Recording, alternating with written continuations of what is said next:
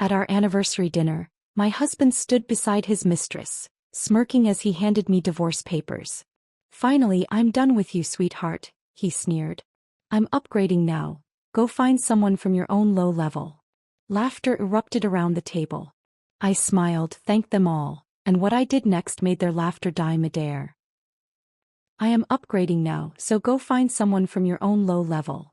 Those words came out of my husband's mouth in front of 40 people at what was supposed to be our 5th wedding anniversary celebration. He was standing beside a woman I had never met, holding divorce papers he had just placed in front of me like a restaurant menu, announcing to everyone present that I was being replaced. Before we continue, I want to thank you for being here and sharing stories about strength, strategy, and reclaiming power. If you believe intelligence and patience can triumph over betrayal, please consider subscribing. It helps us reach more people who need these stories. Now let's see how everything unfolds. The room erupted in laughter. His colleagues, his business associates, even strangers who had been invited to witness my public humiliation joined in the entertainment. I sat there in my emerald dress, my hands folded calmly in my lap, and looked at the man I had spent 5 years supporting, building up, sacrificing for. Harrison thought this was his moment of victory. His grand declaration of freedom from a wife he had outgrown. His public claim to a better future with someone younger and prettier standing beside him like a trophy he had just won. What he did not know was that I had been expecting exactly this. Not the specific words or the theatrical cruelty, but the performance itself. Because 3 months earlier, I had discovered the truth about what Harrison had been doing behind my back, and I had spent every day since then building something that would transform this moment from my destruction into his. The phone in my clutch purse was connected to the venue's audiovisual system.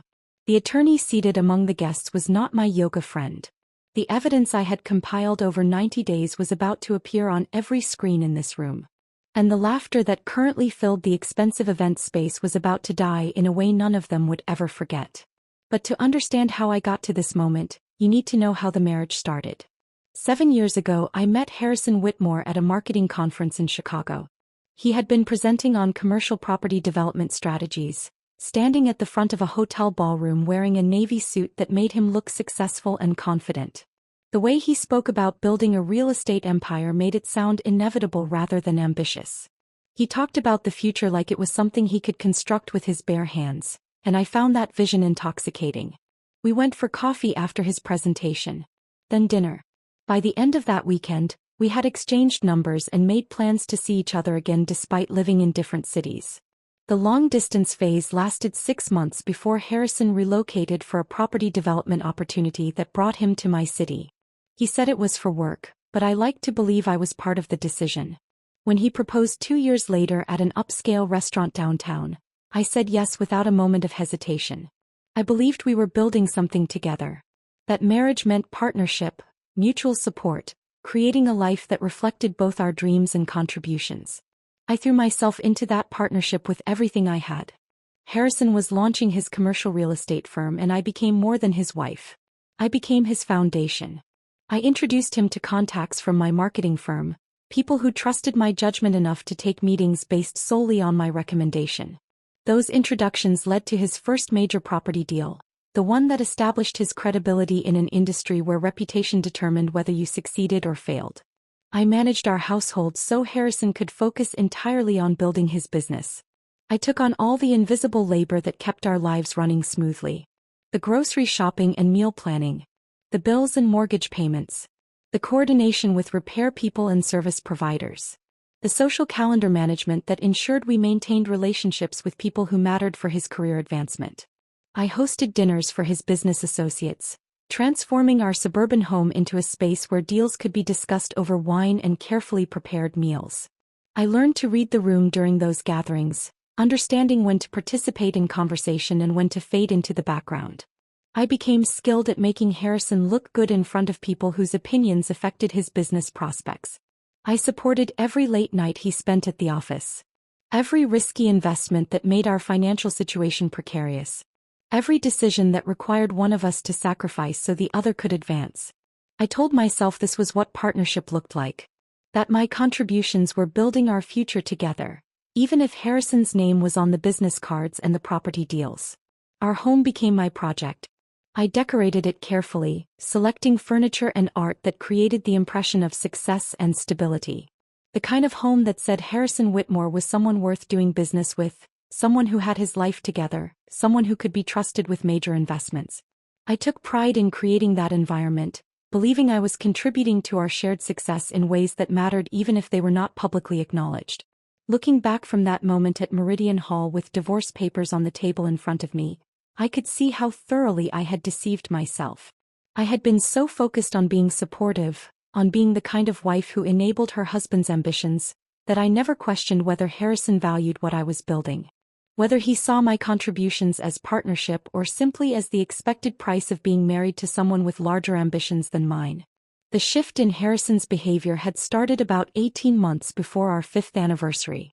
So gradually that I convinced myself I was imagining problems where none existed. He began staying later at work, arriving home after midnight with explanations about investor meetings that ran long or property tours that required his personal attention. When I asked about his day, hoping to maintain some connection to the business we were supposedly building together, his answers became shorter and less detailed. Like he was editing information rather than sharing his life with me. His phone habits changed dramatically. The device that used to sit casually on our kitchen counter while he showered became permanently attached to his hand. Always face down on every surface. Always locked with a password I did not know and had never asked for. When notifications came through during dinner, he would glance at the screen and smile in a way that suggested the messages were more interesting than our conversation. Our relationship conversations shrank to pure logistics. Who would pick up groceries on the way home from work? When the mortgage payment was due? Whether we needed to schedule a plumber for the leaking faucet in the guest bathroom? The emotional intimacy that had characterized our early years together disappeared entirely, replaced by the kind of polite distance you might maintain with a roommate whose company you tolerated but did not particularly enjoy. Physical intimacy followed the same declining trajectory. What had once been frequent became occasional, then rare, then essentially non-existent. When I tried to initiate connection, Harrison cited exhaustion from work stress. He mentioned the demands of closing a major deal that required all his mental energy. He suggested we were simply going through a difficult phase that would improve once his current projects were completed. I believed those explanations because believing them was easier than confronting what they might actually mean. I told myself that successful marriages required weathering challenging seasons. That ambitious men sometimes became consumed by work in ways that temporarily diminished their capacity for emotional connection. That my role as a supportive partner meant giving Harrison the space he needed to focus on building the business that would eventually benefit us both. I made excuses to myself constantly. I made excuses to my sister Emma, who started asking uncomfortable questions about why we never seemed happy anymore when we were together at family gatherings. I made excuses to our friends who noticed we no longer acted like a couple at social events, sitting on opposite sides of rooms and barely speaking to each other unless someone directly engaged us both in conversation. I was so determined to believe my marriage was fundamentally sound that I ignored every signal suggesting otherwise. Every late night that smelled like unfamiliar perfume. Every weekend work emergency that took Harrison away from home for entire days. Every unexplained charge on our credit card statements that I noticed but convinced myself had reasonable explanations I simply had not thought of yet. The anniversary invitation arrived 3 weeks before the party, delivered via email on a Tuesday morning while I was getting ready for work. Not as a text message from Harrison. Not through a conversation over breakfast about planning something special for our 5th anniversary. But as a formal evite with professional design and calligraphy announcing a celebration at Meridian Hall, one of the most expensive event venues in our city. I stood in our bedroom staring at my phone screen, feeling something cold settle deep in my stomach. Harrison had not voluntarily planned anything for us in 3 years. Our previous anniversary had passed with takeout Chinese food and a greeting card I had purchased for myself and signed his name to because I could not bear marking 5 years of marriage with absolutely nothing. Yet here was an invitation to an elaborate party I knew nothing about. 40 guests I had not helped select. A venue I had not been consulted about. An entire evening orchestrated without a single conversation with me, despite the fact that I was supposedly the person being honored at this celebration. I scrolled through the guest list with growing unease. Harrison's business partners and colleagues dominated the names. People whose faces I could barely recall despite having met them at various work functions over the years. My sister Emma was included, which provided small comfort. A handful of mutual friends who would probably feel as uncomfortable as I expected to feel, watching whatever performance Harrison had planned. The realization hit me with absolute clarity. This was not about celebrating our marriage. This was about something else entirely. Something that required an audience and formal planning and a venue expensive enough to make an impression on the people Harrison wanted to witness whatever he was preparing to do. That afternoon during my lunch break, I called Emma from my car in the office parking lot. She answered immediately, and I could hear the concern in her voice before I even finished explaining about the invitation. Gemma, when a man who has not planned anything in 3 years suddenly throws an expensive anniversary party without consulting his wife, that is not romance, she said carefully. That is something else. You need to be ready for whatever he is planning to do in front of all those people. Her words articulated the fear I had been trying to suppress. I wanted to defend Harrison, to insist she was wrong, to maintain the illusion that my marriage was simply going through a rough patch rather than actively falling apart. But I could not make myself believe the excuses anymore. 3 weeks later, I would be sitting at Meridian Hall in an emerald dress, watching my husband announce our divorce to 40 witnesses while standing beside his mistress. But in that moment, sitting in my car with Emma's warning still echoing in my mind, I made a decision that would change everything. I was not going to be a victim. I was going to be ready. That decision to be ready rather than reactive carried me through the rest of the week. I moved through our house like someone inhabiting a space that no longer belonged to her, touching furniture I had selected and looking at photographs documenting a marriage that now felt like fiction. Harrison came and went with his usual detachment, barely registering my presence beyond logistical exchanges about schedules and household maintenance. Saturday morning arrived 3 weeks before the anniversary party. Harrison left at 6 for his routine at the downtown gym, the exclusive club he had joined 8 months earlier, claiming he needed to network with high-net-worth clients.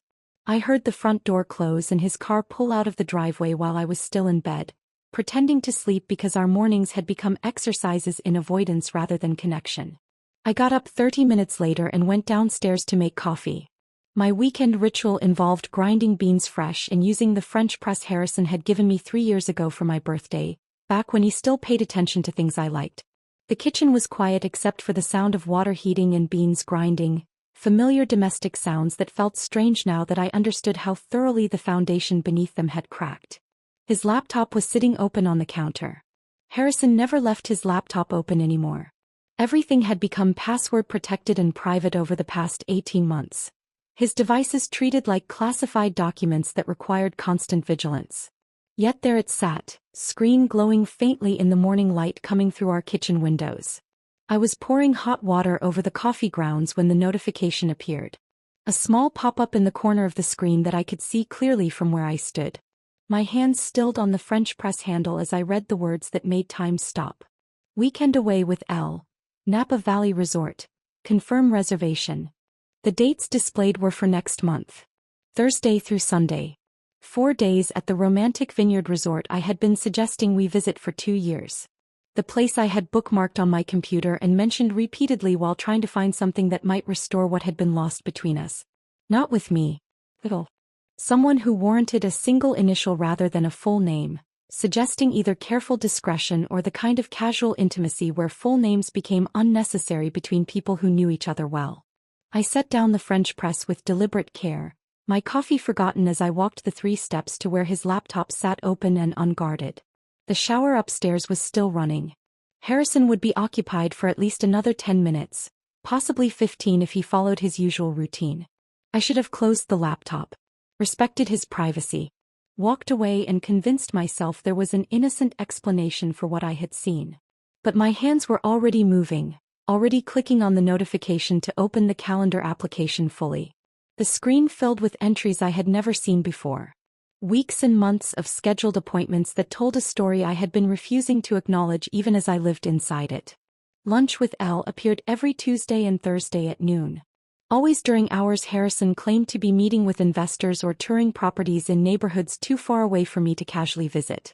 The entries stretched back through weeks of calendar history, a pattern so consistent it was clearly routine rather than occasional. Evening at Elle's place, populated most Thursday nights. The same evenings Harrison told me he was attending networking events with other real estate professionals, coming home after midnight smelling like wine and cigarettes, explaining he had stayed late to make the right connections with people who could advance his business. I scrolled further back, watching months of my marriage rewrite themselves as I discovered the truth beneath the explanations I had accepted. The Napa Resort reservation was not an isolated romantic gesture. It was part of a pattern stretching back 14 months. 14 months of systematic deception while I had been maintaining our home and planning our anniversary and wondering why I felt so desperately alone in a marriage that was supposed to eliminate loneliness. The earlier entries were more explicit, created before Harrison had apparently learned to use initials for discretion. Dinner with Lila at Harborview. Meet Lila at the Grandmont Hotel. Pick-up gift for Lila. Lila. Not an initial anymore but an actual name. A real person who had occupied 14 months of my husband's life while I was being the supportive wife who made sure his shirts were pressed and his mother received birthday cards on time. The shower upstairs turned off. I had maybe 5 minutes before Harrison came downstairs expecting breakfast and the same oblivious wife he had been deceiving for over a year. I opened his email application, my hands moving faster now as adrenaline overrode the shock.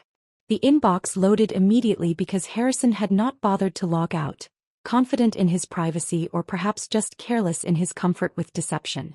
The emails from Lila Vaughn were easy to find. They dominated his recent messages, dozens of them exchanged just in the past week. I clicked on the most recent thread and started reading. The messages were worse than the calendar entries because they contained actual words. Emotions expressed in complete sentences. A relationship that existed in detailed exchanges rather than just scheduled appointments. Lila Vaughn was 28 years old according to her email signature.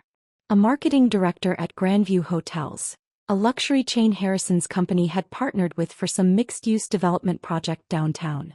Her professional title sat beneath her name in clean sans serif font, creating cognitive dissonance between her corporate role and the intimate content of her messages to my husband. Cannot wait for Napa, baby. Finally a whole weekend without hiding. I am so tired of pretending we are just colleagues when we are together at work events. I want to be able to touch you without worrying who is watching. Harrison's response had come within minutes. I know, sunshine. Just a few more weeks. After the anniversary thing is handled, everything changes. No more hiding. No more pretending. Just us building the life we have been planning. The anniversary thing. He was referring to our marriage, our 5 years together, as a thing to be handled before moving on to his real life with someone else. I scrolled through more messages, each one revealing layers of a relationship that had clearly moved far beyond physical affair into emotional partnership. They had inside jokes, shared references to experiences I knew nothing about, plans for a future that included Harrison but somehow excluded his wife entirely. Harrison called her sunshine, the best part of his day, his reason for getting up in the morning. Phrases I dimly remembered him using with me during our courtship, before they became casualties of familiarity and the comfortable routine of established marriage. But the truly devastating discovery was not emotional. It was financial. Buried in their email exchanges was a shared folder Harrison had given Lila access to, labeled Our Future, with a kind of optimistic certainty that made my stomach turn. I clicked on it and watched spreadsheet after spreadsheet load on screen. Assets Harrison was moving. Bank statements showing systematic transfers from our joint accounts into new ones bearing only his name. Investment accounts I had helped fund through my salary and the business contacts I had provided, now being liquidated and converted into holdings I had no access to and apparently no knowledge of until this moment. He had been stealing from me. Methodically. Deliberately. For months. I found statements for accounts I did not know existed. Transfers of substantial amounts that should have required both our signatures but apparently had not. Documentation showing Harrison had been using our home equity as collateral for business loans without my knowledge or consent, putting our house at risk for investments that would benefit only him if the marriage ended. There was even a draft postnuptial agreement buried in one of the subfolders. I opened it and read through terms so one-sided they would have been comical if they had not represented the systematic theft of everything I had helped build during 5 years of marriage. Harrison would keep the business, the investment accounts, the retirement funds, most of the property we had accumulated together. I would receive a small settlement that might cover 6 months of basic living expenses if I was careful with spending. He was not just planning to leave me. He was planning to leave me with nothing while he started a new life with someone younger and more exciting, someone worthy of the successful version of himself he wanted to present to the world. I heard movement upstairs. Footsteps crossing the bedroom floor toward the stairs. Harrison would be down in less than 2 minutes, expecting his Saturday morning routine to proceed exactly as it always did. My first instinct was confrontation. To scream. To throw his laptop across the kitchen and watch it shatter against the wall. To demand explanations and apologies and some acknowledgement of what he had been doing to destroy us. But something stopped me. Some survival instinct that recognized anger without strategy was just noise. That confrontation without preparation would give Harrison time to hide more assets, delete more evidence, construct more lies that I would have no way to disprove. I pulled out my phone instead. Started photographing everything on his screen with hands that were steadier than they had any right to be. Every calendar entry. Every email exchange. Every financial document showing the systematic transfer of our shared assets into accounts bearing only his name.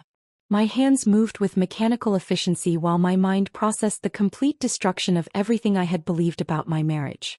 I created a secure cloud storage account under a pseudonym, using my work email and a password Harrison would never guess. Uploaded every photograph while listening to him move around upstairs getting dressed.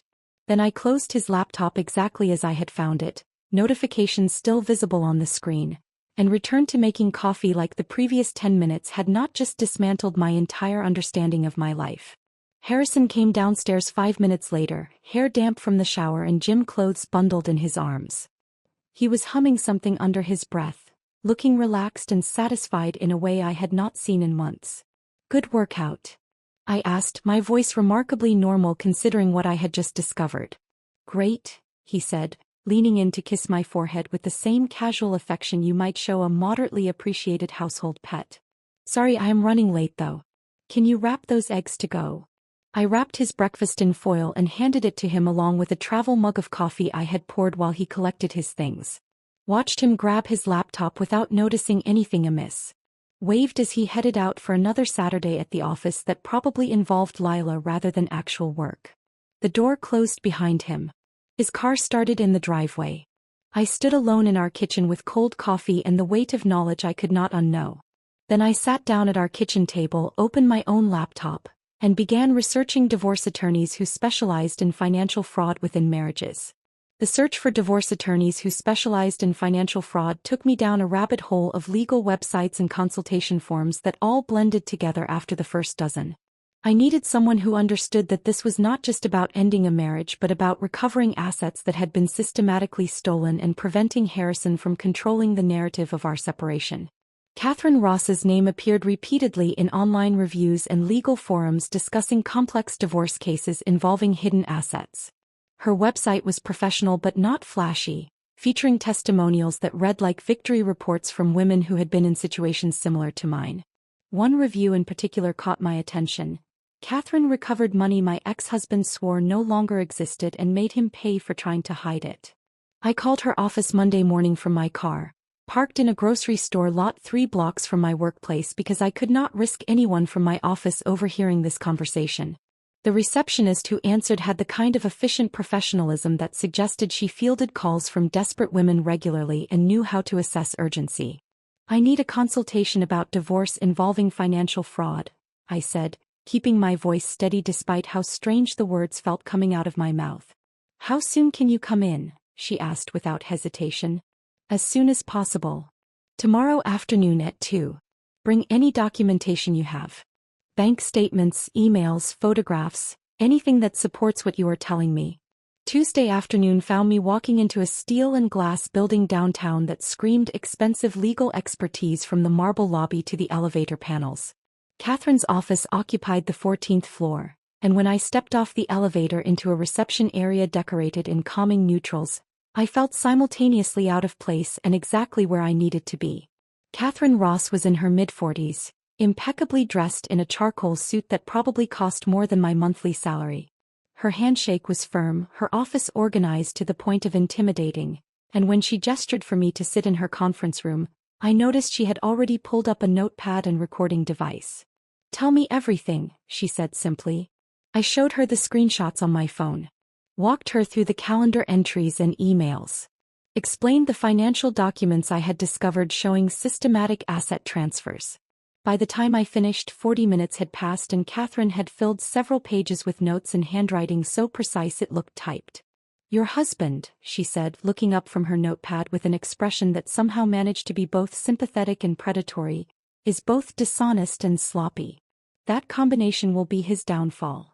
She asked questions for another 30 minutes, drilling into details about our financial situation, the timeline of when things changed, whether I had noticed any other suspicious behavior. Then she leaned back in her chair and outlined what would happen next. Over the following 2 weeks, Catherine assembled a team that operated with military precision. A forensic accountant named Marcus began tracing Harrison's financial movements, uncovering layers of hidden accounts and discovering that he had been using our home equity as collateral for business loans without my knowledge or signature. A private investigator started documenting Harrison and Lila's movements across the city. A paralegal named Sophie organized everything into case files that grew thicker each time I visited Catherine's office. The team worked with a speed that both impressed and frightened me. Marcus discovered a storage unit registered under Harrison's business partner's name containing the vintage watch collection Harrison had claimed he sold 3 years ago when business was supposedly tight. The collection was worth at least $40,000, sitting in climate-controlled storage while Harrison told me we needed to be careful about spending. The credit card analysis revealed charges at luxury hotels that appeared on our joint account. I had been helping finance Harrison's romantic getaways without knowing they existed.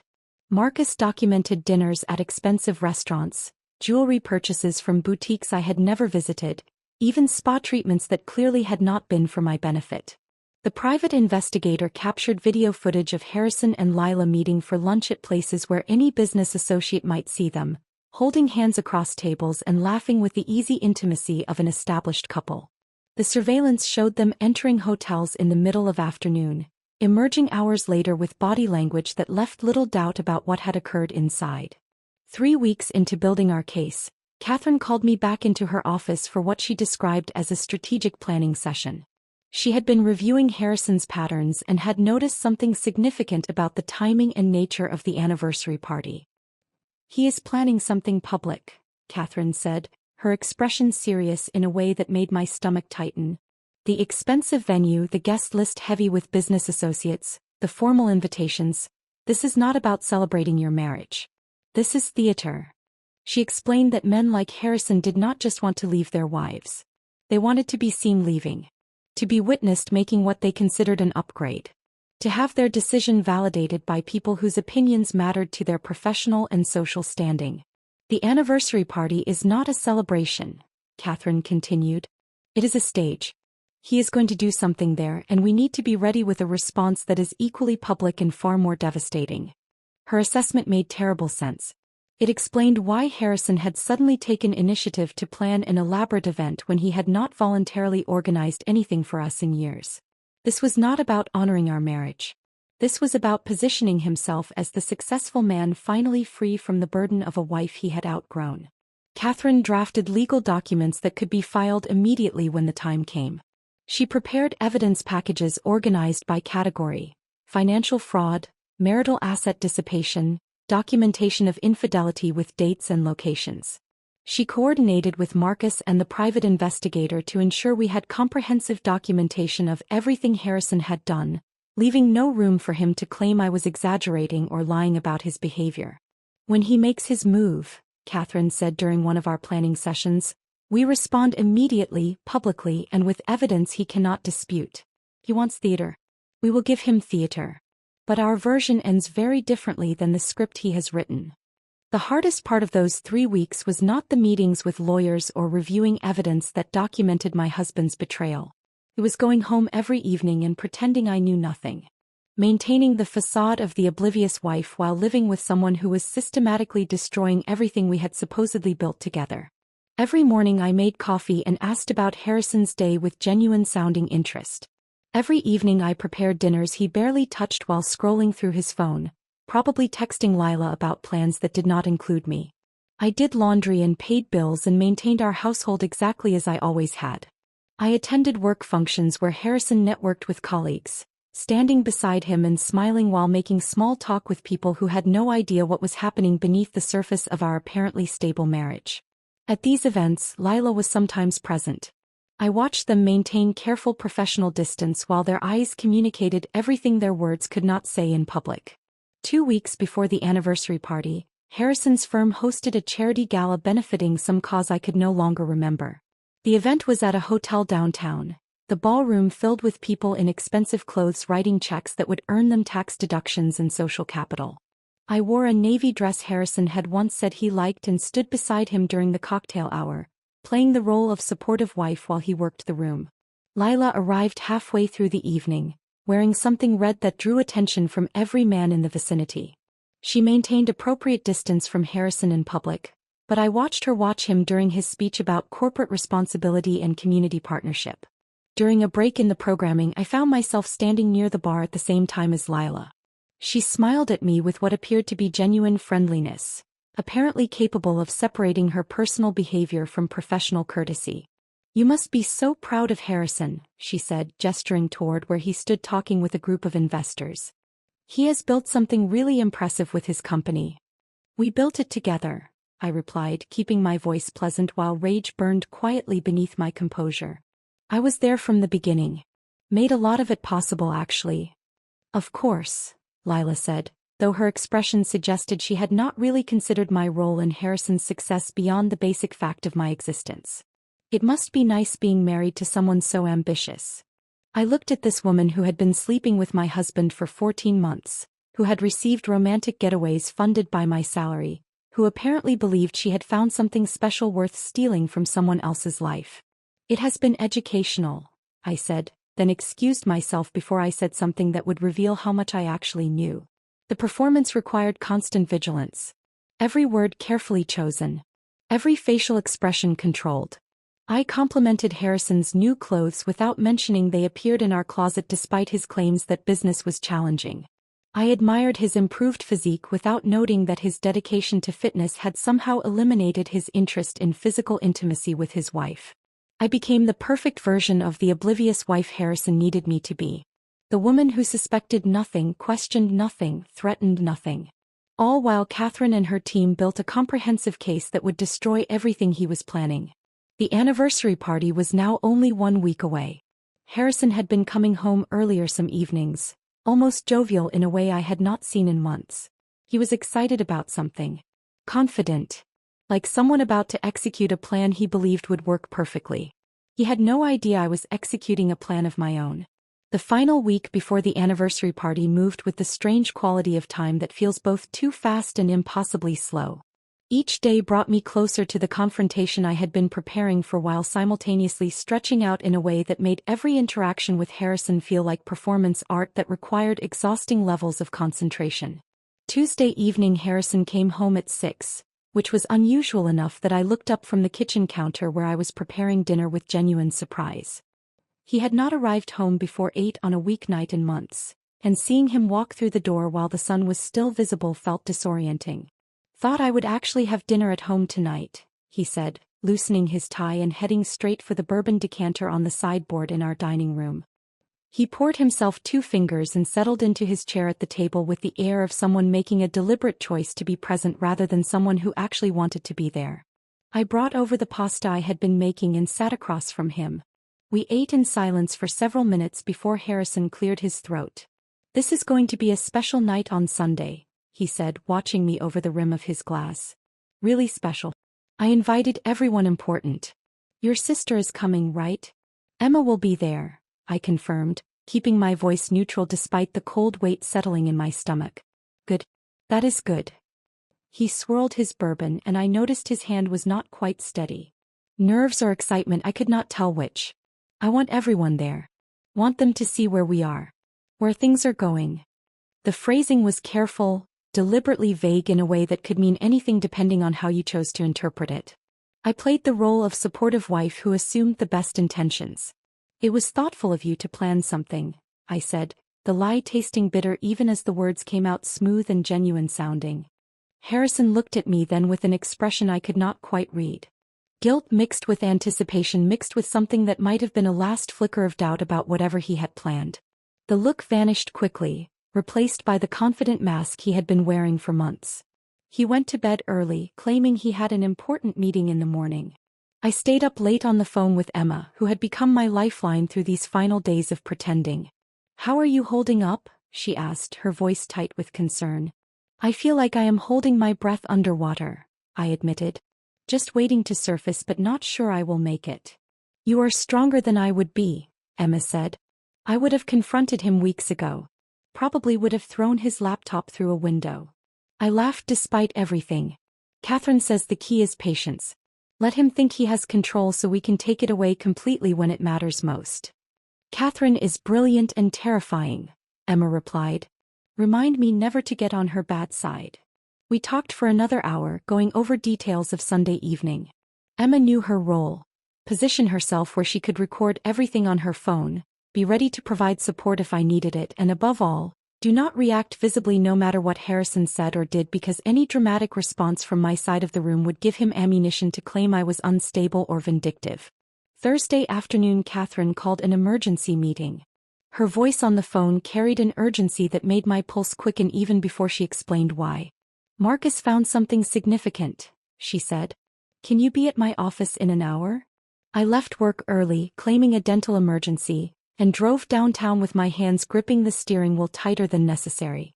Catherine's conference room felt smaller than usual when I walked in, or maybe it was just the weight of whatever information was about to be shared. Marcus was there, along with Catherine's associate who specialized in tax law. They had documents spread across the table in organized stacks that suggested hours of analysis. "Harrison's business partner has been keeping documentation of questionable financial practices," Marcus explained without preamble. "Joel Preston. He has been uncomfortable for months with how Harrison handles property valuations and loan applications." Catherine picked up the explanation. "Harrison has been inflating property appraisals to secure larger loans than the properties are actually worth. He takes out the loan based on the false valuation, uses some of it for the legitimate business purpose, and pockets the difference. It is systematic fraud that extends beyond your marriage into his professional operations." The tax attorney, a woman named Rebecca Chin, added more context. "Based on what Joel has documented and what Marcus has uncovered, Harrison has also been underreporting income from property sales. The difference between what he reports to the IRS and what he actually receives is significant enough to trigger federal investigation if the right people become aware of it." I sat down slowly, processing the scope of what they were telling me. So this is not just about divorce anymore. This is about documenting a pattern of fraudulent behavior that extends into multiple areas of his life, Catherine said. "When you expose what he has done to you personally, we will also be exposing practices that could result in criminal charges. Joel is willing to provide testimony if necessary, but he wants legal protection for himself since he was technically aware of some of these practices even if he did not participate in them." "Can you arrange that?" I asked. "Already in process," Catherine replied. "Rebecca has contacts at the IRS who will be very interested in this information. We have drafted a formal complaint with enough detail to trigger an investigation, but we are holding off on filing it until after Sunday." "Why wait?" "Because timing matters," Catherine explained. "If we file before the party, Harrison might get wind of it and change his plans. We need him to proceed with whatever he has orchestrated for Sunday evening. We need him confident and exposed. Then we hit him with everything at once. The personal betrayal, the financial fraud within your marriage, and the professional misconduct that threatens his entire business." The scope of what we were building felt overwhelming.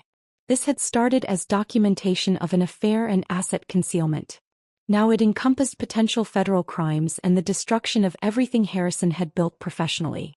"You need to leave no room for doubt," Catherine said, reading my expression accurately. "No space for him to claim you are a vindictive ex-wife exaggerating the truth. When you reveal what he has done, it needs to be so thoroughly documented that nobody, not his colleagues, not his business partners, not even his lawyers, can question the evidence." Friday afternoon I picked up the emerald dress I had ordered 2 weeks earlier from a boutique downtown.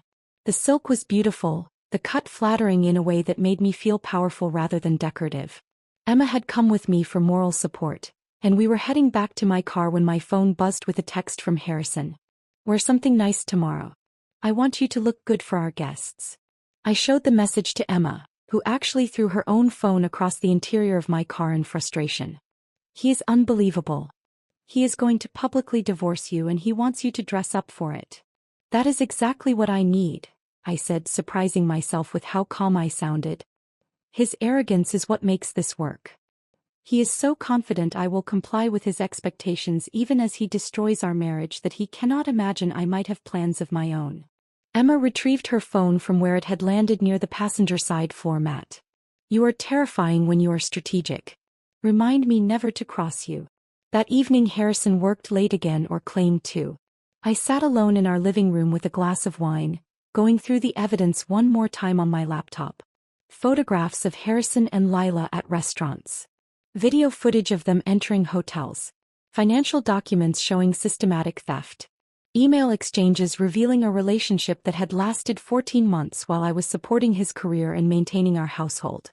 My phone buzzed with a notification from an unknown number. The message was short and devastating in its casual confidence. "Tomorrow is going to be perfect. Finally I can stop hiding. L." The text was clearly meant for Harrison. Lila had somehow gotten my number confused with his in her contacts. An easy mistake when two people's names were stored sequentially in a phone. She was excited about tomorrow. About whatever public declaration Harrison had planned. About finally stepping into the role she had been playing in secret for over a year. I forwarded the screenshot to Catherine without adding any comment. Her response came within minutes. "Perfect. Keep that. We can use it." Saturday evening arrived with the quality of a Last Supper. Harrison came home early again, poured bourbon for both of us without being asked, and actually sat with me in our living room instead of disappearing into his office. "I have been thinking about us," he said after several minutes of silence. I waited, letting him fill the quiet with whatever carefully constructed statement he had prepared. "Tomorrow is going to mark a new chapter. Things have been difficult, I know, but change can be good. Change can be exactly what people need to move forward." His words were deliberately vague, constructed to mean anything depending on interpretation. I played along because that was what the moment required. "Change can be good," I agreed. "Tomorrow will certainly be memorable." We sat there for another hour, having the most extended conversation we had shared in months. Every word he spoke was theater. Every response I gave was performance. Two people speaking different languages while pretending perfect understanding. Harrison went to bed before me, claiming he needed to be well rested for tomorrow. I sat alone in our living room finishing my bourbon and thinking about how tomorrow night would be the last time he slept in this house as my husband. Possibly the last time he would be a free man before everything I had built came crashing down on him with the weight of thoroughly documented truth. I felt surprisingly calm. Almost peaceful. Like someone who had been climbing a mountain for 3 months and could finally see the summit. Tomorrow I would reach it. Sunday arrived with the weight of inevitability. I woke before dawn and lay in bed listening to Harrison sleep beside me, his breathing steady and undisturbed by whatever conscience might have troubled a different kind of person. The irony was not lost on me that this would be the last morning we would wake up in the same house as husband and wife. I spent the day in careful preparation. The emerald silk dress hung in my closet, pressed and ready. My hair appointment was scheduled for 3 in the afternoon, giving me enough time to achieve the polished look I needed without appearing to have tried too hard. Every detail mattered. Every element of my appearance needed to communicate that I was someone who deserved respect, not someone who could be casually discarded in front of an audience. Harrison spent most of the day at his office, claiming last-minute preparations for the evening, though I suspected he was with Lila coordinating whatever performance they had planned. He came home at 4 to shower and change, passing me in the hallway with barely a word beyond confirming that he would meet me at the venue since he needed to arrive early to ensure everything was arranged properly. I was grateful for the solitude. It gave me time to center myself, to run through the plan one final time with Catherine over the phone, to prepare mentally for what was coming. At 6:30 I stood outside Meridian Hall alone. Emma had offered to arrive with me to provide moral support during those final moments before walking into whatever Harrison had orchestrated, but I had declined. I needed this moment to myself. Needed to walk through those doors on my own terms, carrying the weight of what I knew and what I was about to do. The building was stunning in the evening light. Glass and steel rising above the harbor, floor-to-ceiling windows reflecting sunset colors across the water in shades of amber and rose gold. The kind of venue that screamed expensive taste and careful planning. Harrison had spared no expense, which was ironic considering the expense came from accounts that legally belonged to both of us. I checked my phone one final time. Catherine had texted an hour ago confirming she was already inside, positioned among the guests as my supposed friend from yoga class.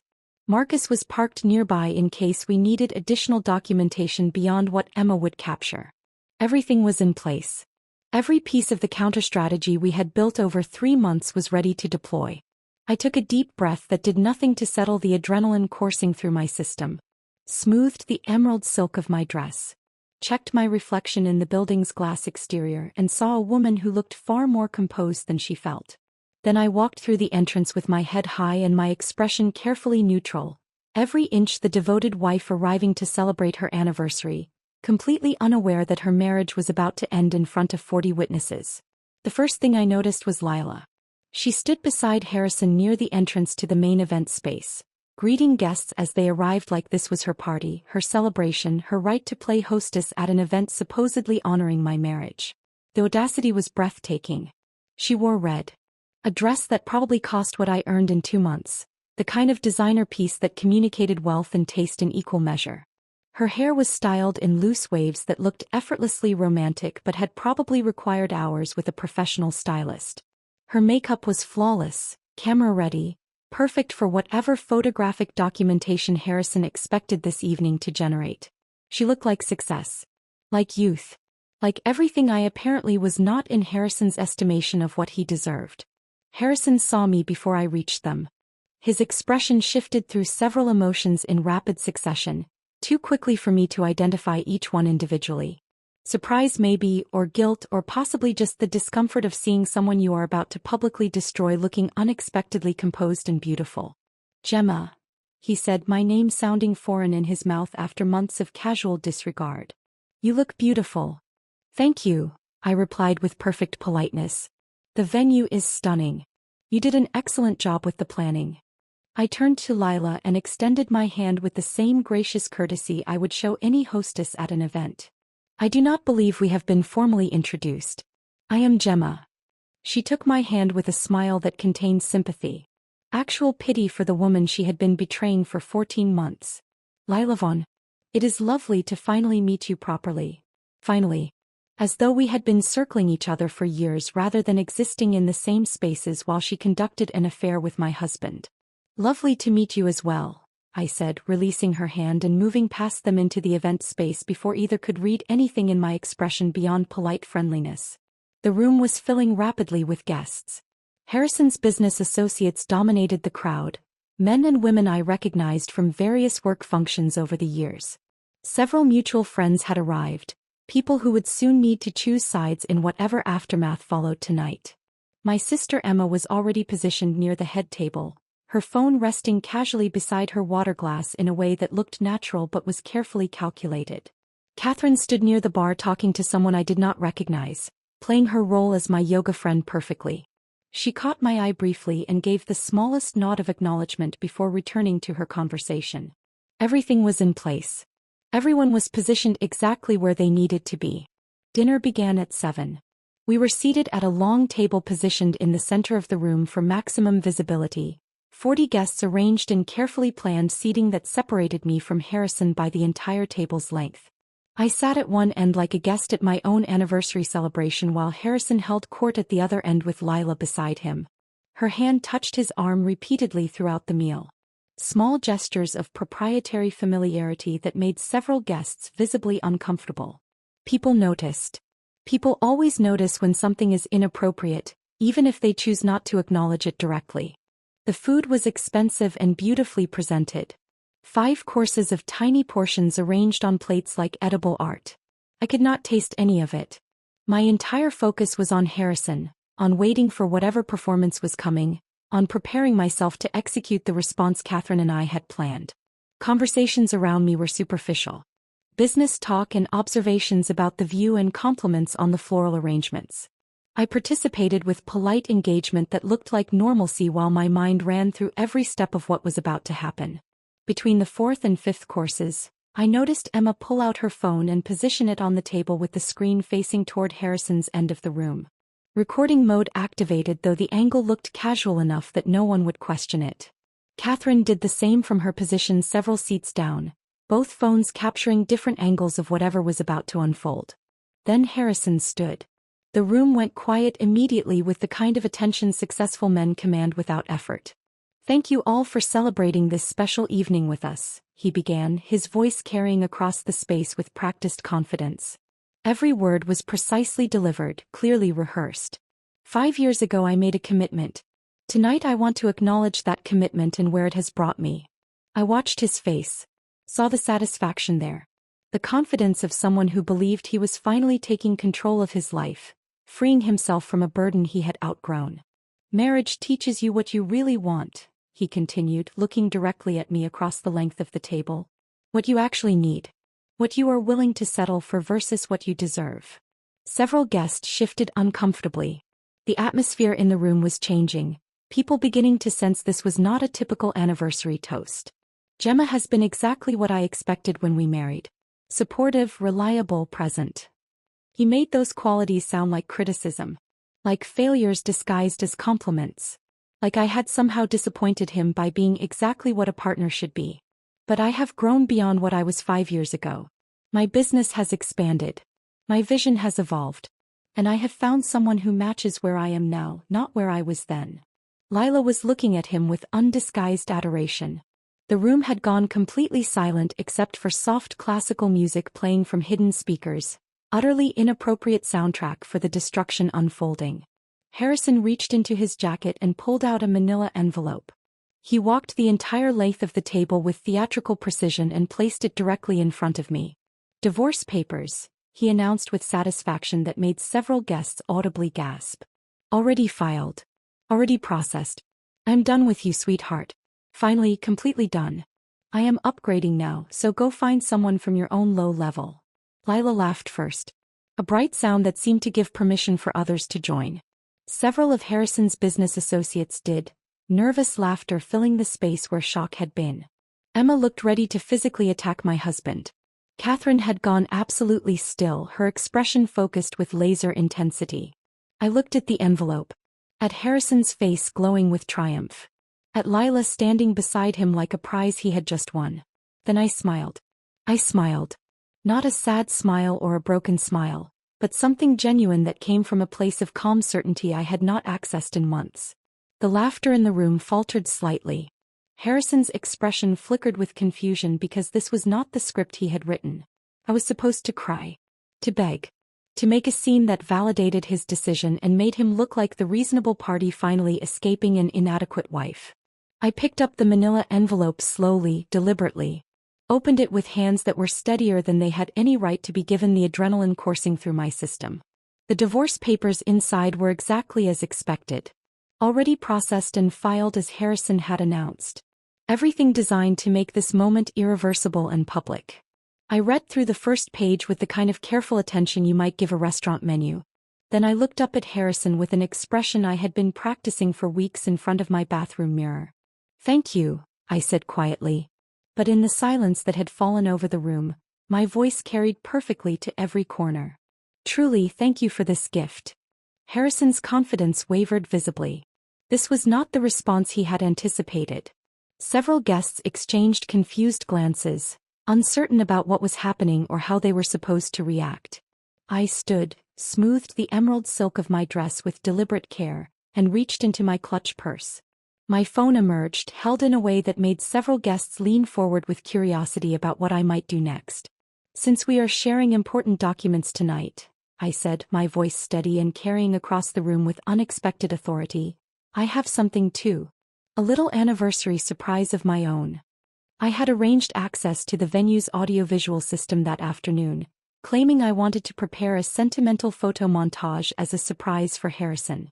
The staff had been helpful, even showing me how to connect wirelessly to the large screens positioned around the room. My phone connected on the first attempt. The screens flickered to life. What appeared was not a sentimental photo montage celebrating marital happiness.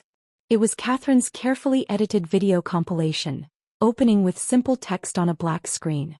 What Harrison did while Gemma planned their anniversary. The soundtrack was dramatic and cold. Something classical that made the entire production feel like a documentary rather than personal revenge. I had left the music selection to Catherine, who had chosen perfectly. Then came the photographs Marcus had captured over 3 weeks of surveillance. Harrison and Lila entering hotel rooms in the middle of afternoon. Timestamps were visible in the corner, showing dates and times that corresponded exactly with hours Harrison had told me he was touring properties or meeting with investors. Harrison and Lila having lunch at expensive restaurants. His hand on hers across white tablecloths. Their body language unmistakably intimate in ways that transcended professional interaction. Harrison and Lila at his exclusive gym working out side by side. Video footage showed them leaving together, getting into her car, driving to her apartment building. Text message screenshots appeared next. Conversations where Lila called him, "my future." And Harrison responded with promises about their life together once he handled the Gemma situation. The footage was damning not just because it proved infidelity. It showed a relationship conducted in public places where anyone might have seen them. It suggested either remarkable arrogance or complete confidence that I would never discover the truth. The room was absolutely silent except for the music and the sound of my video playing across multiple screens. Every guest was forced to watch from whatever angle was closest to them. There was no escaping it.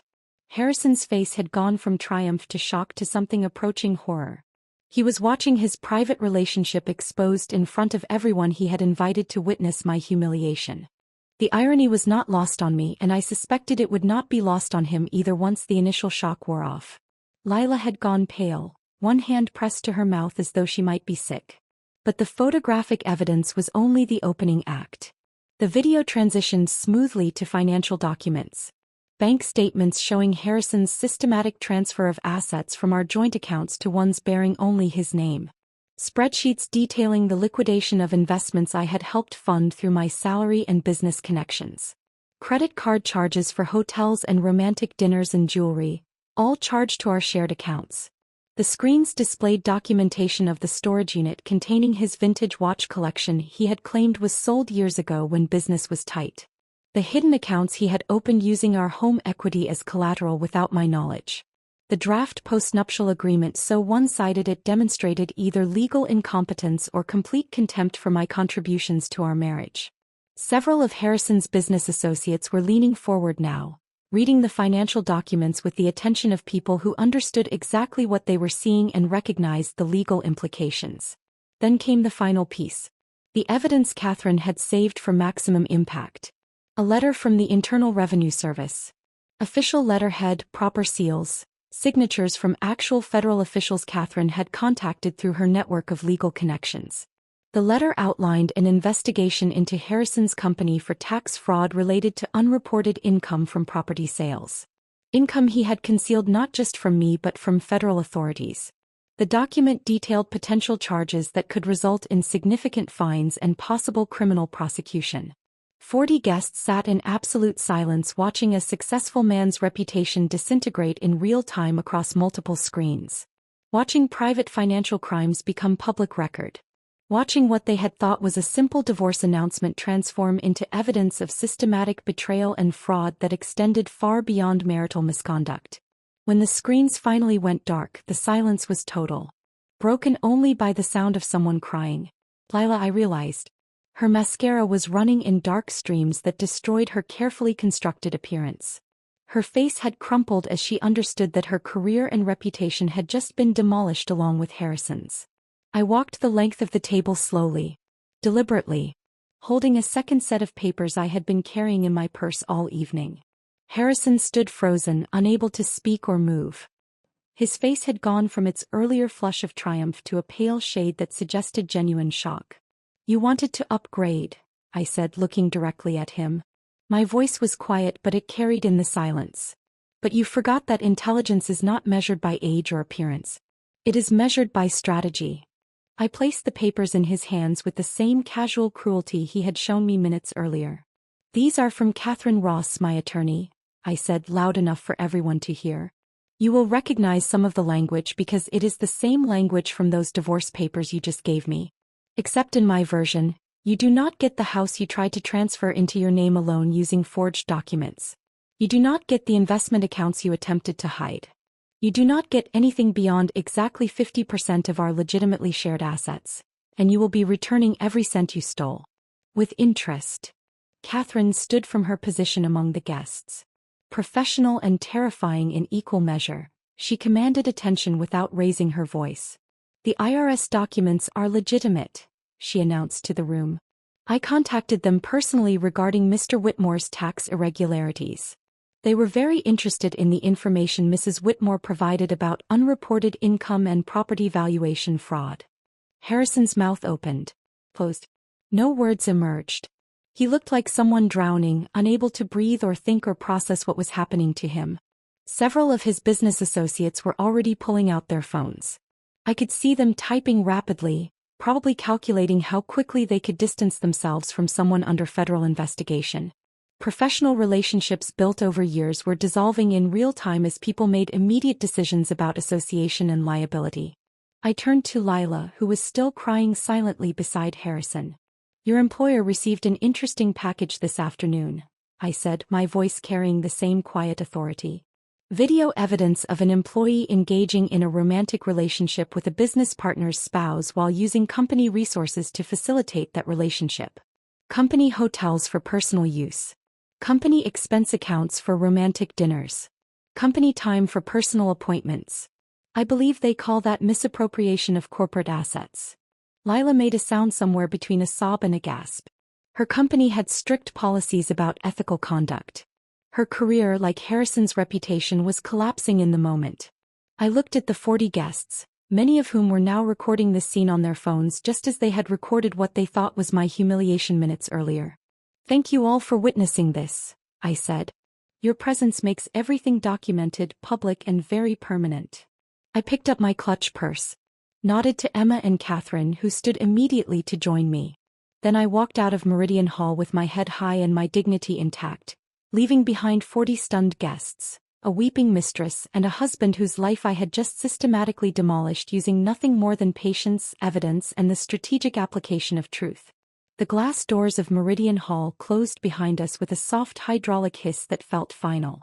The evening air was cool against my face after the climate-controlled interior of the venue, and I realized I was shaking slightly now that the performance was over and adrenaline was draining from my system.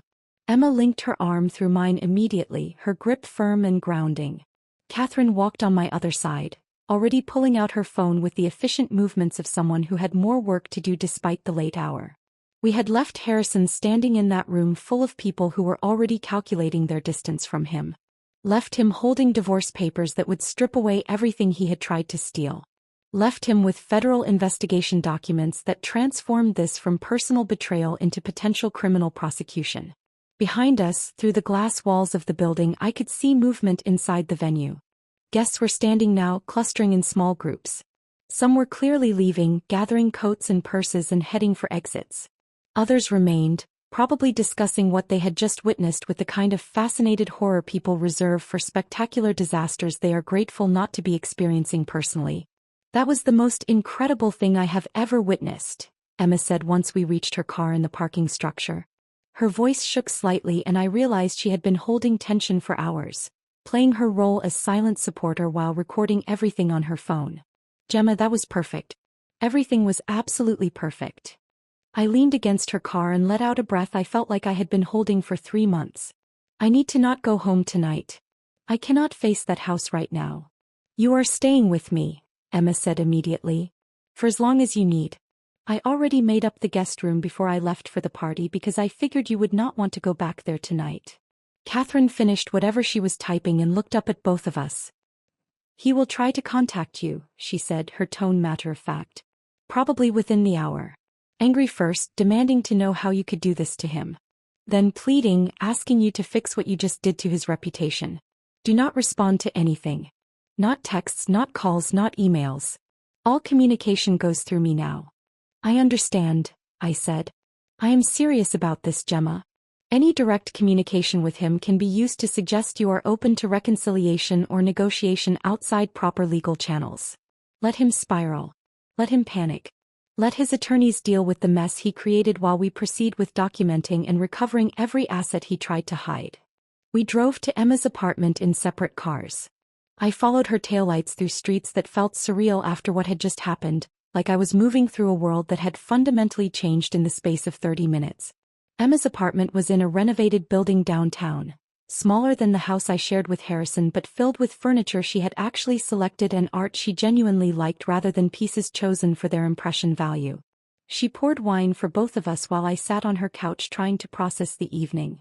My phone started buzzing around 9. Text messages from numbers I did not recognize. Notifications from social media platforms I rarely used. Emma's phone was doing the same thing, lighting up repeatedly with alerts. "Gemma," Emma said slowly, staring at her screen. "The video is already online." She turned her phone toward me. Someone had uploaded footage from the anniversary dinner to multiple platforms. The view count was climbing visibly, hundreds becoming thousands as we watched. "How many people were recording?" I asked. "At least a dozen that I could see," Emma replied. "Maybe more. Everyone had their phones out once your video started playing on the venue screens." We watched in real time as the anniversary dinner became viral content. The comments sections filled rapidly with responses that ranged from supportive to celebratory. People were praising what they called my strategic patience, mocking Harrison's arrogance, celebrating what they described as the most satisfying public revenge they had witnessed. Someone had already edited together a shortened version focusing specifically on Harrison's divorce announcement, followed immediately by my counter-reveal. The editing was professional, set to dramatic orchestral music that heightened the emotional impact. That version was spreading even faster than the raw footage. "This is insane," Emma said, scrolling through comment after comment. "There are hundreds of thousands of views already. Maybe more than 1 million at this point." By midnight the number had reached several million across different platforms. My face was being screenshot and turned into reaction images. Someone had created a meme using the moment I thanked Harrison for the divorce papers, captioning it with text about strategic planning and patience. That meme was being shared hundreds of thousands of times, becoming shorthand for calculated revenge. I turned off my phone around 1 a.m. because the constant notifications were overwhelming. Emma did the same after confirming that Catherine had everything she needed and would handle any urgent legal matters that arose overnight. "Try to sleep," Emma said, showing me to her guest room. "Tomorrow is going to be intense and you need rest." I lay in her guest bed staring at the ceiling for what felt like hours. Sleep seemed impossible despite exhaustion. My mind kept replaying the evening, analyzing every moment, questioning decisions even though everything had gone exactly according to plan. Monday morning arrived too quickly. I woke to sunlight coming through unfamiliar windows and the disorienting realization that my life had fundamentally changed overnight. Emma was already up, making coffee in her kitchen when I emerged from the guest room. "Catherine called," she said, handing me a mug. "She wants to talk to you this morning. Said it is important." I called Catherine back while Emma made breakfast neither of us would eat. The attorney answered on the first ring. 3 of Harrison's major investors pulled funding overnight, Catherine said without preamble. They issued statements citing concerns about financial irregularities and declining confidence in leadership. Joel Preston released a public statement distancing himself from Harrison's conduct, both personal and professional. He is trying to save the business by throwing Harrison completely under the bus. That was fast, I said. Self-preservation usually is. 2 property development deals Harrison was negotiating fell through. The clients do not want association with someone under federal investigation. And Lila was terminated from her position effective immediately. That last piece of information hit differently than the rest. Lila had made choices that destroyed her career, but there was something sobering about how quickly professional consequences manifested once personal misconduct became public. Her company released a statement about ethics violations and misuse of corporate resources, Catherine continued. Very brief, very corporate, but clear enough that everyone understands why she was terminated. Her name is now permanently linked to both infidelity and professional misconduct. What about Harrison? Has he tried to contact you? His attorney called 4 times last night and twice already this morning. They want to settle immediately. They are offering terms that are increasingly desperate. Each offer is worse for him than the previous one because they understand his position is deteriorating rapidly. What do you recommend? Reject everything until we have completed comprehensive asset valuation. We need to know exactly what exists and what you are entitled to before we negotiate anything. The longer we wait, the weaker his position becomes. His business is collapsing. His reputation is destroyed. Federal investigators are beginning their inquiry. He has no leverage and every incentive to settle quickly before things get worse. How much worse can they get?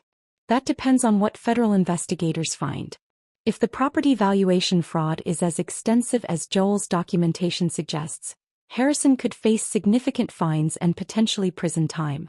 The tax evasion alone is serious. Combined with the fraud, he is looking at consequences that extend well beyond divorce and business failure. We talked for another 20 minutes about legal strategy and next steps. Catherine had already filed formal responses to Harrison's divorce papers, asserting claims to all marital assets and demanding full financial disclosure. She had contacted forensic accountants to begin comprehensive valuation of everything Harrison owned or controlled. The process would take weeks, possibly months, but Catherine was confident we would recover everything he had tried to hide plus compensation for his dissipation of marital assets. When I hung up, Emma was reading something on her laptop with an expression that was half shock and half amusement. News websites are covering this, she said, turning the screen toward me. Not just gossip sites. Actual news outlets are writing about the viral video. They are calling it a case study in strategic response to betrayal. The article she showed me analyzed the anniversary dinner from multiple angles. The planning required. The evidence gathering. The public nature of both Harrison's announcement and my response. There were quotes from legal experts discussing the implications of documenting and exposing marital misconduct in such a comprehensive way. My phone, which I had turned back on that morning, was filled with missed calls and messages. Most were from numbers I did not recognize. A few were from acquaintances and distant friends who had apparently seen the video and wanted to express support or shock or curiosity about what had happened. 3 messages were from Harrison. The first was angry, demanding to know how I could destroy him like this. The second was pleading, asking me to call him so we could discuss what happened like reasonable adults. The third was threatening, suggesting I would regret making his personal life public and that his attorneys would ensure I paid for the damage I had caused to his reputation. I showed them to Emma, who read through all 3 with increasing disgust. Do not respond, she said firmly. Catherine was right. Let him spiral. I deleted the messages without replying. Whatever Harrison was experiencing now was consequence, not injustice. He had orchestrated a public humiliation designed to destroy me while elevating himself. The fact that his plan had backfired so completely was result of his own choices, his own arrogance, his own absolute confidence that I would never discover what he was doing or be capable of responding effectively. The rest of Monday passed in a blur of phone calls and legal consultations and moments of sitting quietly in Emma's apartment trying to process how completely my life had transformed in less than 24 hours. By evening, the viral video had been viewed tens of millions of times across multiple platforms. My face was recognizable now to strangers who had never met me but felt entitled to opinions about my marriage and my choices and whether public revenge was justified or excessive. I sat on Emma's couch that night with a glass of wine I was not drinking and realized that despite everything, despite the viral attention and the legal battles ahead and the complete destruction of the life I had been living, I felt something I had not experienced in 18 months. Relief. Relief settled over me that Monday evening in Emma's apartment. But it was complicated relief. The kind that comes with recognition that while one chapter had ended, the aftermath would require navigation through territory I had never experienced before. The divorce proceedings began formally the following week.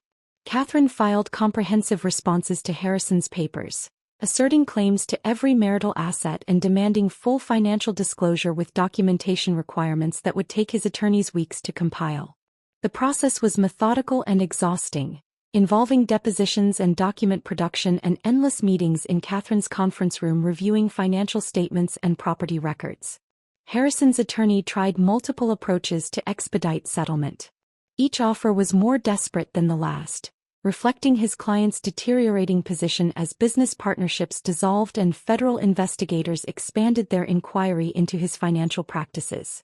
Catherine rejected every proposal, insisting we would not negotiate until we had complete understanding of every asset Harrison owned or controlled. The proceedings took 3 months to finalize. Judge Margaret Chin, a woman in her early 60s with a reputation for no-nonsense adjudication of complex marital disputes, presided over our case with efficiency that suggested she had seen variations of this story countless times throughout her career. Harrison's attorney attempted to argue that the viral video had created prejudice that made fair proceedings impossible. That public opinion had turned so decisively against his client that objective evaluation of asset division could not occur. Judge Chin shut down that argument with a single sentence that Catherine would later tell me she wished she could frame. Your client damaged his own reputation through systematic fraud and public cruelty. Mrs. Whitmore simply documented the truth. The settlement was everything Catherine had promised and more. The house remained mine through sole ownership since Harrison's attempt to transfer the title without my knowledge or consent was legally void, making me the legitimate owner of property we had purchased together but that he had tried to steal. The investment accounts were divided exactly in half based on their actual value rather than the diminished amounts Harrison had claimed existed after hiding substantial portions. Retirement funds were split according to proper legal formula rather than Harrison's preferred version where he kept everything and I received minimal compensation for 5 years of marriage. Every cent Harrison had transferred to his personal accounts came back with interest calculated from the date of each fraudulent transaction. The vintage watch collection he had hidden in a storage unit was sold at auction, the proceeds divided and contributing to my settlement in a way that felt particularly satisfying given how many times he had claimed those watches were sold during periods when he insisted we needed to be careful with spending. Catherine even recovered compensation for money Harrison had spent on Lila. The hotel rooms and romantic dinners and jewelry purchases, all charged to our shared accounts, were classified as dissipation of marital assets. Harrison was required to reimburse me for his affair expenses, effectively making him pay twice for the relationship that had destroyed our marriage. The final settlement amount was substantial enough that I could pay off the remaining mortgage on the house and still have significant savings, financial security I had not experienced in years while Harrison was systematically stealing from accounts I had helped build. But I did not keep the house. The building held too many memories of a marriage that had slowly suffocated me.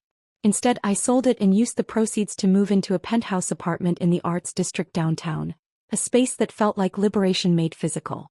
8 months after the anniversary dinner, I stood in my new apartment with floor-to-ceiling windows overlooking the harbor. Meridian Hall was visible in the distance, glass walls reflecting afternoon sunlight. The venue had become a landmark in my personal geography, the place where I had reclaimed my life and demonstrated that quiet patience could be more devastating than dramatic confrontation. I decorated the space according to my own taste rather than compromising with someone else's preferences or selecting pieces designed to impress business associates. Art I genuinely liked rather than art that looked expensive. Furniture that served function and provided comfort rather than making statements about success and status. My career had transformed in ways I never anticipated. The marketing firm I worked for promoted me to creative director 3 months after the video went viral. My boss explained the decision by noting that someone capable of orchestrating such comprehensive strategic communication clearly possessed valuable professional skills that the company wanted to utilize and retain. The promotion came with a 40% salary increase and creative authority over major client campaigns. For the first time in years I was earning money that was unambiguously mine, unconnected to Harrison's aspirations or expenditures or his constant criticism that I was not ambitious enough or successful enough or simply enough. I adopted a cat named Justice because Emma suggested it and the irony appealed to me. An orange, imperious creature entirely uninterested in performing emotional labor for anyone's benefit. He spent his days positioned in patches of sunlight coming through the apartment windows, occasionally deigning to acknowledge my presence when food or attention suited his convenience. Catherine became more than my attorney. She became a friend who understood what it meant to watch a marriage dissolve and choose reconstruction over collapse.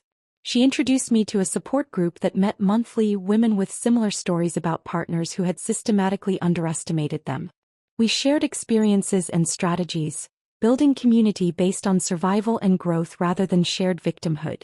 The group taught me that my story was not unique, though the viral documentation of it had been unusual. Countless women had experienced versions of what I had lived through. The difference was that most handled their divorces privately, without public exposure of the betrayals they had endured. 9 months after the anniversary dinner, Catherine called with news that extended Harrison's consequences far beyond divorce and professional collapse. Joel Preston had contacted federal investigators with additional evidence about financial crimes that reached back years before our marriage and continued throughout it. Harrison had been falsifying property valuations systematically, inflating appraisal amounts to secure loans larger than properties justified, then pocketing the difference between actual value and borrowed amounts. Federal investigators launched comprehensive examination of Harrison's entire business operation. What they uncovered resulted in criminal charges: 14 counts of wire fraud, tax evasion, and conspiracy. The scope of his illegal activity was staggering, generating hundreds of thousands of dollars in unreported income over 6 years. I was questioned extensively as part of the investigation. Federal agents reviewed every document I had provided Catherine during the divorce, looking for any indication I had known about or benefited from Harrison's crimes. They cleared me quickly once they understood I had been as deceived about his business practices as I had been about his personal conduct. The trial lasted 3 weeks. I attended several days of testimony, sitting in the public gallery and watching prosecutors present evidence that built an overwhelming case.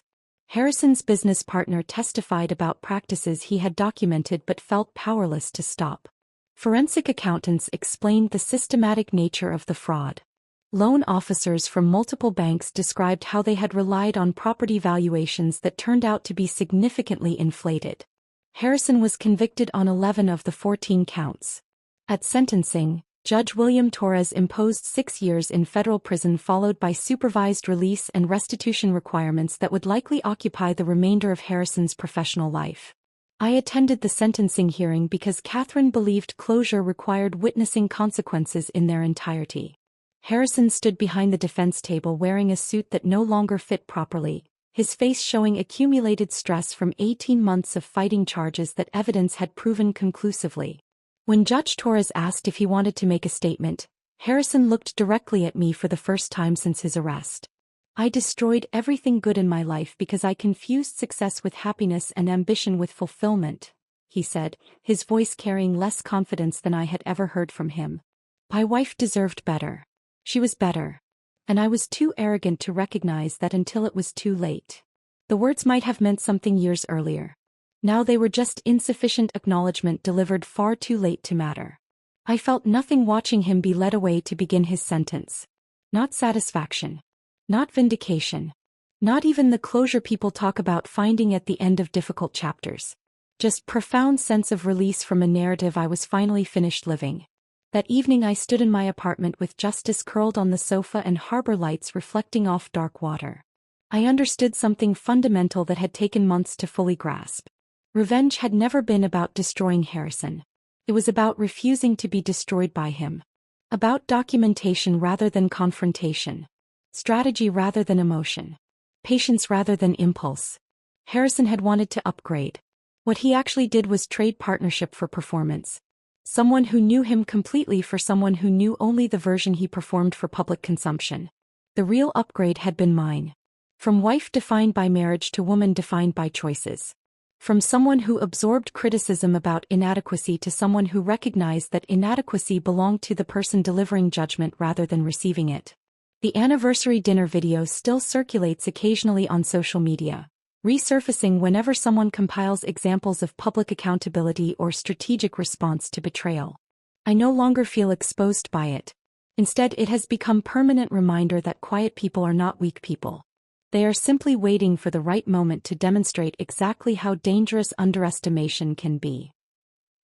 If this story of calculated justice and strategic revenge kept you captivated from beginning to end, show your support by hitting that like button right now. My favorite moment was when Gemma calmly thanked Harrison for the divorce papers before revealing the comprehensive evidence that would destroy everything he had built. What was your most satisfying moment in this story? Share your thoughts in the comments below.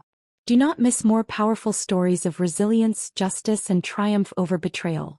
Subscribe and hit that notification bell so you are notified the instant we upload new content. Upload new content. Upload new content. Upload new content. Upload new content. Upload new content.